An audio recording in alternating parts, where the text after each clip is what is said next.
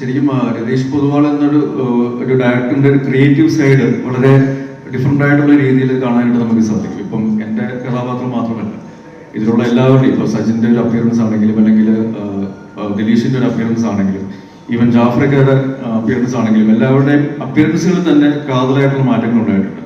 അതേപോലെ തന്നെ അവരെ അവതരിപ്പിക്കുന്ന രീതികളിലാണെങ്കിലും, അവർ പെർഫോം ചെയ്യുന്ന രീതികളിലാണെങ്കിലും, അവരുടെ ഒരു ബോഡി ലാംഗ്വേജിലാണെങ്കിലും എല്ലാം അവർ വ്യത്യസ്തത കൊണ്ടുവരാനായിട്ട് ശ്രമിച്ചിട്ടുണ്ട്. ഇതിൽ സജിന്റെ ക്യാരക്ടർ ഒരു കെമിസ്ട്രി അധ്യാപകനാണ്. അപ്പോൾ അതിൽ സജിൻ സംസാരിക്കുന്ന കൂട്ടത്തിൽ തന്നെ ഇങ്ങനെ വായുവിൽ എഴുതും. സാധാരണ നമ്മൾ സാറന്മാർ പഠിപ്പിക്കുമ്പോൾ എഴുതുന്ന പോലെ ഓരോ കാര്യങ്ങൾ പറയുമ്പോൾ പുള്ളി എഴുതും.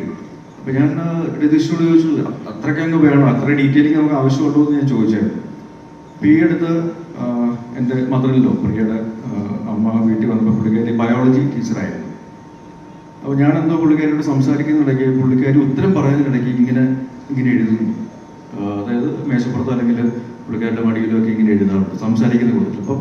അപ്പൊ അങ്ങനെ അത്രയും ഡീറ്റെയിൽഡ് ആയിട്ട് ഓരോ ക്യാരക്ടറിന്റെയും മാനറിസംസും ക്യാരക്ടറൈസേഷൻസിന്റെ ഓരോ ന്യൂവാൻസസും ഒക്കെ വളരെ ഡീറ്റെയിൽ ആയിട്ട് നോക്കുന്ന ഒരു ഡയറക്ടറാണ് രതീഷ് പൊതുവാൾ.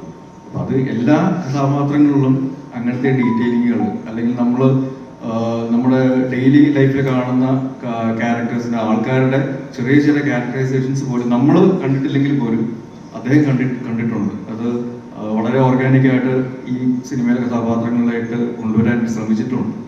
അപ്പൊ അങ്ങനത്തെ ഒരുപാട് ഇൻസിഡൻസ് ഇതിലുണ്ട്. പിന്നെ ദുരൂഹ സാഹചര്യം എന്ന് പറയുമ്പോൾ ഒരു ഗൗരവം എന്നുള്ളതിന്റെ അപ്പുറത്തേക്ക് വളരെ റിലേറ്റബിൾ ആയിട്ടുള്ള കുറെ സാഹചര്യങ്ങളുണ്ട്, അല്ലെങ്കിൽ കഥാപാത്രങ്ങളുണ്ട്. ഇതിൽ എൻ്റെ സേതു എന്ന് പറയുന്ന കഥാപാത്രം ഒരു ആരോഗ്യ മേഖലയിലെ ഒരു ഓഫീസ് ബോയാണ്, ക്ലിനിക്കൽ വർക്ക് ചെയ്യുന്ന ആളാണ്. പക്ഷെ പുള്ളി ചെയ്യാത്ത ജോലികളില്ല.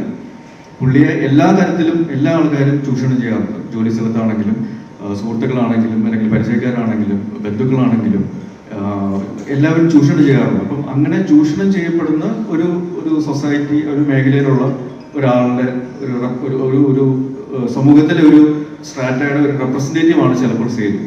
അയാളുടെ ജീവിതത്തിലേക്ക് മറ്റു പലരും കടന്നു വരുമ്പോൾ, പ്രത്യേകിച്ച് സജിൻ ചെയ്യുന്ന രാജേന്ദ്ര പ്രസാദ് എന്ന ക്യാരക്ടർ കടന്നു വരുമ്പോൾ പിന്നീട് ഉണ്ടാകുന്ന മാറ്റങ്ങൾ, അല്ലെങ്കിൽ മിനി എന്ന് പറയുന്ന ക്യാരക്ടർ, പുള്ളിക്കാരി വളരെ ബോൾഡായിട്ടുള്ള ക്യാരക്ടറാണ്.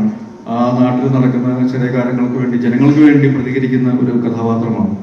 ഇവരെ എല്ലാവരും എങ്ങനെയാണ് സേതുവിന്റെ ജീവിതത്തിലെ മാറ്റങ്ങൾ കൊണ്ടുവരുന്നത് എന്നുള്ളത് ഹാസ്യരൂപേണയും അല്ലെങ്കിൽ ആക്ഷേപഹാസ്യത്തിന്റെ രൂപത്തിലും കുറച്ച് ഇമോഷണലായിട്ടും കുറച്ച് ആക്ഷൻ ഓറിയന്റഡായിട്ടും പറഞ്ഞു പോകുന്ന ഒരു സിനിമയാണ് ഒരു ദുരൂഹ സാഹചര്യത്തിൽ. അതിൽ ഈ കഥാപാത്രങ്ങളെ വ്യത്യസ്തമായ രീതിയിൽ, അത് രസകരമായിട്ടുള്ള രീതിയിൽ, ഇമോഷണലായിട്ടുള്ള രീതിയിൽ അവതരിപ്പിക്കാനായിട്ട് രതീഷ് പൊതുവാൾ എന്ന സംവിധായകനും തിരക്കഥാകൃത്തിനും സാധിച്ചിട്ടുണ്ടെന്നാണ് ഞാൻ വിശ്വസിക്കുന്നത്.